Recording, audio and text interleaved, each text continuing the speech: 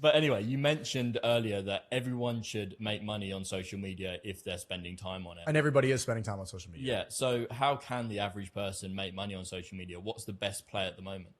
I think that if you're somebody, like if you're a live stream viewer, I think clipping is the best way to go.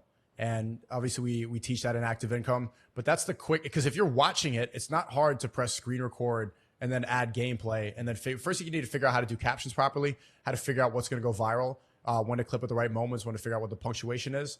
But it's very simple. And you know how to title it properly. That's the best way that you could really make some money with the TikTok creativity program. It's not hard at all. I think that's the quickest way. But there's so many ways. Like people on Amazon, we teach high ticket sales. Like if you just think about a content creator, how many people you need behind the scenes, from managers, from people developing merch, the different types of editors. Like we teach editing as well. There's countless ways. If you just learn all the back end, just look at your favorite content creator, think about like what he needs. You just actually just analyze it. I don't know why more people don't do that. The people that just sit around and then like consume streams. Why don't you just look at this person? I would do this in a second. What do they need? Like what are they lacking? And then how could you add that? And then it's easy to get in contact with any of these people. Not hard at all. Email them. And then boom, like just show them, give them a little bit of value and say, hey, if you want more, this is how much I charge. And you got a job. It's that simple. That's how I have most of my team. It was through active income. So if you are doing that right now, you're watching, you don't know what to do.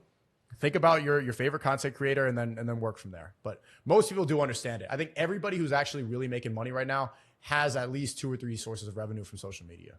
And it's just going to keep growing. I think people have this like scarcity mindset where they think like, oh, is it too late? There's like billions and billions of people on social. Are you kidding me? This is just getting started.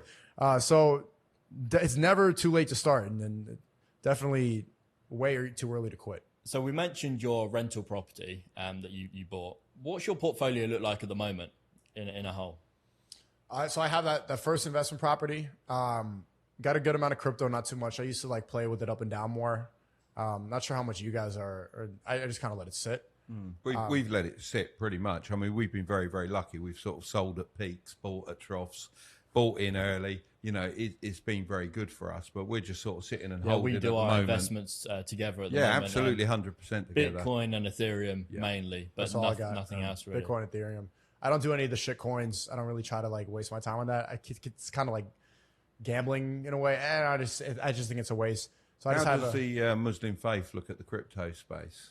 I don't think it's technically considered gambling, but I'd rather not do it. You know. How do they look at investing in general? Is that allowed?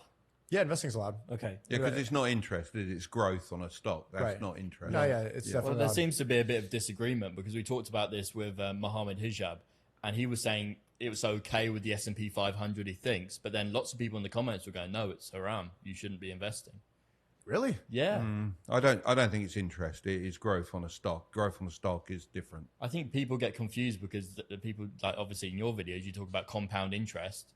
Yeah, but compound interest is the effect of the growth. It's not technically, it's not interest.